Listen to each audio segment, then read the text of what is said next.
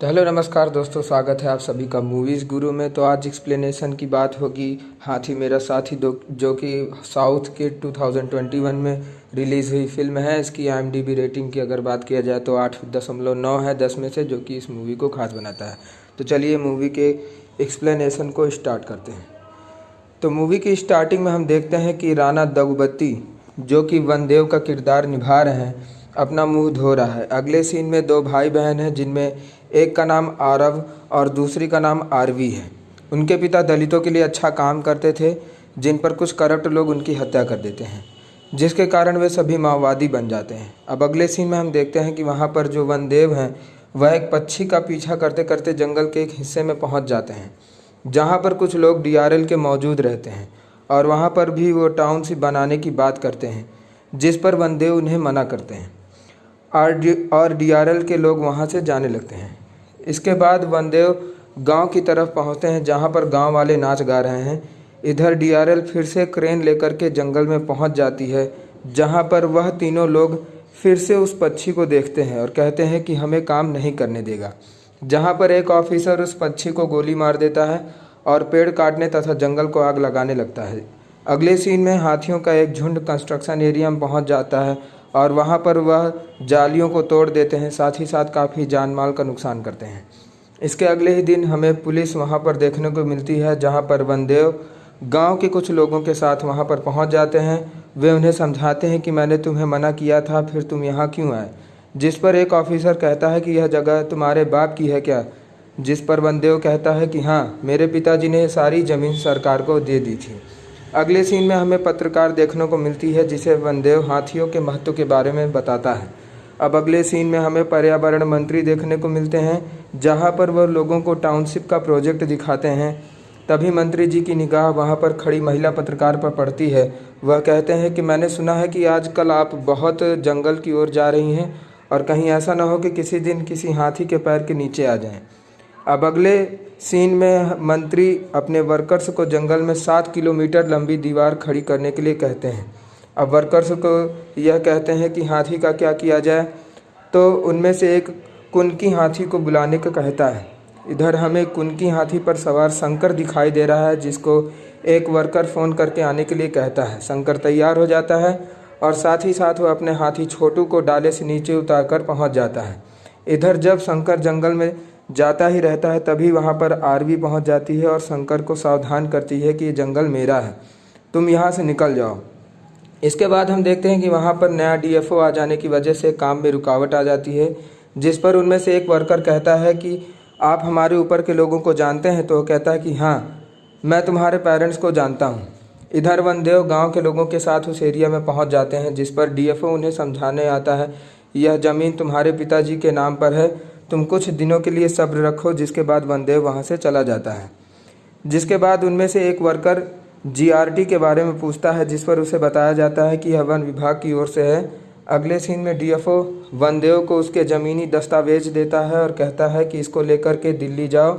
इधर शंकर आरवी के प्यार में पड़ जाता है और उसके तीर की नोक को अपने गले में बांध लेता है। इधर जब वनदेव दिल्ली की ओर जा रहा होता है, तो वहाँ पर एक चोर उसका झोला लेकर के भाग जाता है, जिसमें कागजात रहते हैं। जिसके बाद वह उन सभी को मारता पीटता है। फिर वहाँ पुलिस आ जाती है, जो वनदेव को अपने साथ ले जाने के लिए कहती है और उसे दिल्ली की जगह पर छोड़ देती है। कोर्ट की तरफ से वनदेव को स्टे ऑर्डर मिल जाता है। जिसके बाद मंत्री उससे फ़ोन पर बात करता है और मंत्री उससे कहता है कि आप अपना काम संभालिए, जंगल को हमारे हिसाब में छोड़ दीजिए। इसके बाद हमें वहाँ शंकर दिखाई देता है, जो स्टे ऑर्डर को फाड़ देता है और काम शुरू करने के लिए कहता है। इधर मंत्री नया DFO बनाता है, जिसका नाम अजीत सिंह होता है। अजीत सिंह वनदेव को कहता है कि क्या आप स्टार्टर को पकड़ने पर एक्शन ले सकते हैं। तो इस पर अजीत कुछ एक्शन लेने के बजाय उसको खरी खोटी सुनाने लगता है। साथ ही साथ वह नौकर के सर पर मारता है और सिक्योरिटी गार्ड का हाथ तोड़ करके अपने सर पे भी मारने लगता है। ये सारी घटना CCTV कैमरा में कैद हो जाती है। जिसके बाद वह वनदेव को काफ़ी खरी खोटी सुनाता है, जिस पर वनदेव नाराज़ होकर के उसके साथ मारपीट करने लगता है, जिसके कारण वनदेव को कोर्ट में मेंटली इल करार देना आसान हो जाता है। इधर मंत्री महिला पत्रकार की नौकरी छीन लेता है, जिसके बाद वनदेव जैसे जेल में मिलने पहुंचता है और वहां पर वनदेव मंत्री का गला पकड़ लेता है, जिस पर डॉक्टर उसे जोर का झटका देते हैं और वह पूरी तरह से बीमार हो जाता है। इधर कंस्ट्रक्शन का काम करने वाले वर्कर के काम करने से मना कर देते हैं, क्योंकि माओवादियों ने उनके कनपट्टी पर गोली रख करके उन्हें जाने के लिए कह दिया था, जहां पर शंकर उन सभी को समझा बुझा करके काम पर वापस रख लेता है। इधर वनदेव अपने पिता की बात को याद करके रो रहा है। पर्यावरण मंत्री अपनी टाउनशिप की जगह पर पहुंचकर वहां पर काम कर रहे वर्करों को अपनी शुभकामनाएं व्यक्त करता है।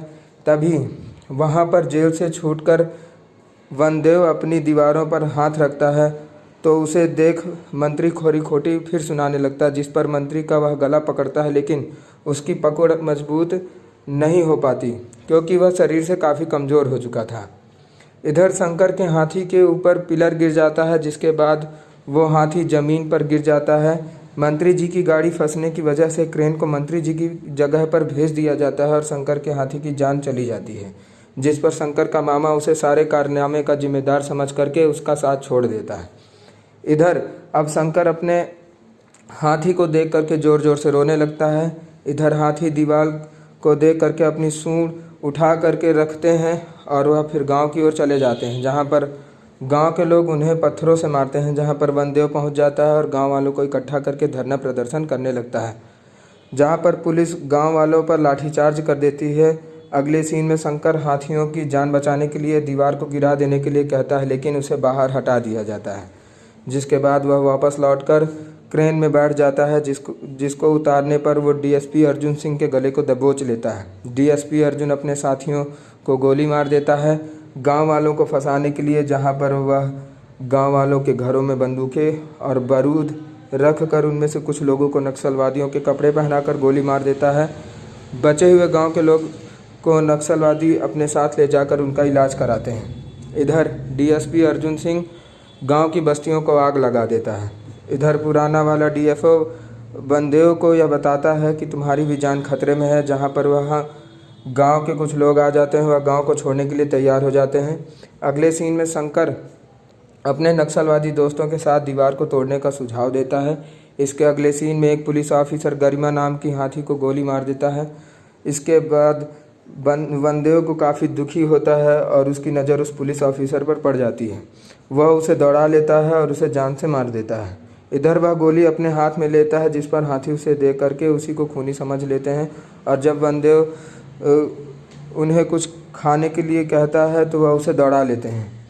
इधर शंकर अपने दोस्तों के साथ बम फिट करके उसमें आग लगा देता है, पर वहाँ पर डीएसपी अर्जुन सिंह उसे डिफ्यूज़ कर देता है, जिसके बाद शंकर दूसरे टनल में जो बम फिट किया था उनसे हाथियों को बचाने के लिए वहाँ पर ज़ोर से भागता है। इधर अर्जुन सिंह की निगाह आरवी पर पड़ जाती है और उसके साथ दुष्कर्म करता है, जिसके बाद शंकर उसे कपड़े पहना करके उसे अपने गले में ले जाता है, लेकिन सर में चोट लगने की वजह से आरवी की मौत हो जाती है। इधर टाउन की इनॉग्रेशन के लिए प्राइम मिनिस्टर आने वाले रहते हैं, जहां पर वनदेव अपने गांव के लोगों के साथ सड़क पर चक्का जाम कर देता है, जिस पर जब पुलिस लाठीचार्ज करती है तो वहां पर वनदेव के लिए हाथी आ जाते हैं। इधर पुलिस का नक्सलवादियों पर बहुत ज़ोरदार हमला होता है, जिसमें काफ़ी सारे नक्सलवादी मारे जाते हैं।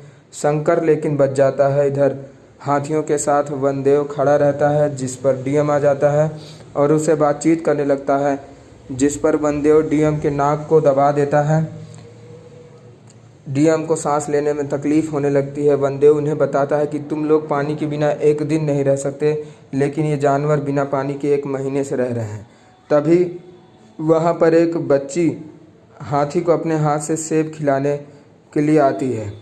इधर डीएसपी अर्जुन सिंह वनदेव पर गोली से निशाना लगाता है, पर शंकर उसे मार डालता है। इधर यह सब देख करके प्राइम मिनिस्टर दीवार को तोड़ने का निर्णय ले लेते हैं और दीवार को तोड़ जिसके बाद हाथी अंदर प्रवेश करने लगता है और वह वनदेव की ओर देखते हैं। आखिरी में हमें शंकर हाथियों को भोजन खिलाते हुए दिखाई दे रहा है, लेकिन हाथी उससे नाराज़ होकर के उसे दौड़ा लेते हैं और यहीं पर मूवी ख़त्म हो जाती है। अब बात करें इस मूवी के आखिरी पोस्ट क्रेडिट सीन में, हमें देखने को मिलता है कि मिनिस्टर को उसके पद से हटा दिया जाता है और जो लोग उसके कांच के घर में काफ़ी तेज़ी से पत्थर चला रहे हैं, जिस पर वहाँ काफ़ी फोर्स तैनात की जा चुकी है और उसकी लोगों से रक्षा की जा रही है। इसके साथ मूवी एकदम से ख़त्म हो जाती है। तो आपको ये मूवी का एक्सप्लेनेशन कैसे लगा कमेंट सेक्शन में हमें ज़रूर बताइए।